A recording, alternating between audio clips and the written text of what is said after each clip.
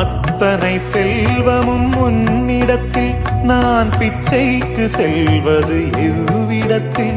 வெறும் பாத்திரம் உள்ளது என்னிடத்தில், அதன் சூத்திரமோ அது உன்னிடத்தில். ஒரு முறையா இருமுறையா பலமுறை பல பிறப்பெடுக்க வைத்தாய். புதுவினையா பழவினையா கணம் கணம் தினம் என்னை துடிக்க வைத்தாய். பொருளுக்கு அலைந்திடும் பொருளற்ற வாழ்க்கையும் துரத்துதே. உன் அருள் அருள் அருள் என்று அலைகின்ற மனம் இன்று பிதற்றுதே.